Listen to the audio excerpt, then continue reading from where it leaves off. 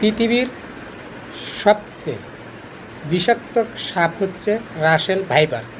Patrick Rasel 1797 সালে Russell viper সাপ সম্পর্কে